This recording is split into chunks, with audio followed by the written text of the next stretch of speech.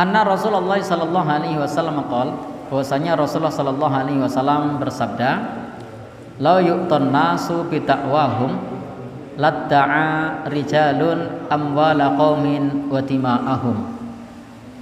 Jika manusia itu diberi atas dakwaan atau tuntutan mereka, jika ada orang yang memiliki tuntutan atau menuduh atau memberikan apa istilahnya, klaim, bahasa Jawa ini apa itu, menuntut, menuduh, ngeklaim, niscaya orang akan menuduh orang lain atau akan ngeklaim dari orang lain atas harta orang lain atau darah orang lain. Jadi di sini Islam mengajarkan kepada kita agar tidak sembarang membuat tuduhan atau juga membuat tuntutan.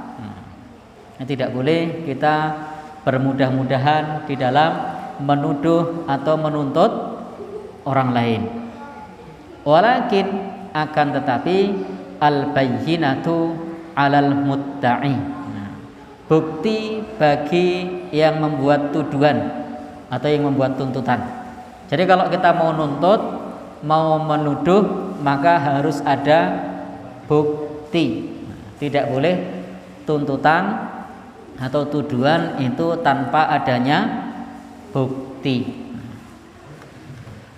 Jadi Bapak, Ibu, ini adalah salah satu ajaran Rasulullah SAW mengenai asas peradilan atau dasar-dasar di dalam peradilan.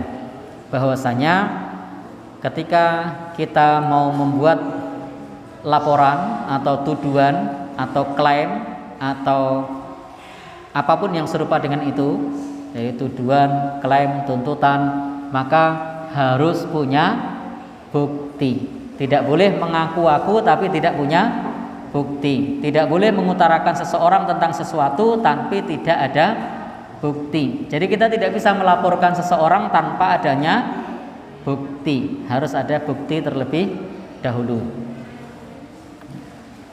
Wal yaminu ala man ankara. Dan sumpah itu bagi orang yang mengingkari.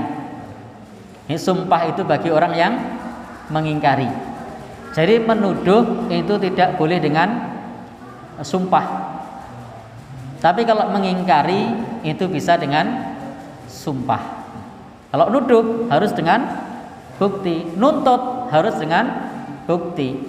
Mau ngeklaim harta, bahwasanya tanah ini milikku, rumah ini milikku, maka harus ada bukti. Tidak boleh dengan sumpah. Tetapi orang yang mengingkari boleh dengan sumpah, tentu di depan pengadilan. Di depan pengadilan. Maka Bapak Ibu yang berbahagia yang dirahmati Allah Subhanahu wa taala, ini adalah dasar-dasar di dalam peradilan. Di bab ini hendaknya kita sebagaimana di dalam hadis ini berhati-hati. Karena Nabi mengatakan jika manusia itu diberi atas apa yang dia tuntut, atas apa yang dia klaim, maka orang akan seenaknya melakukan tuntutan atau klaim terhadap harta orang lain. Maka hendaknya kita takut kepada Allah Subhanahu wa taala. Karena di sini hakikatnya Rasul juga menjelaskan kepada kita banyak orang yang tidak takut kepada Allah. Karena dikatakan ladda'a rijalun amwala qaumin. Ini saya akan banyak orang yang menuntut harta orang lain. Banyak orang yang akan ngeklaim harta orang lain. Jika itu bisa dilakukan tanpa bukti.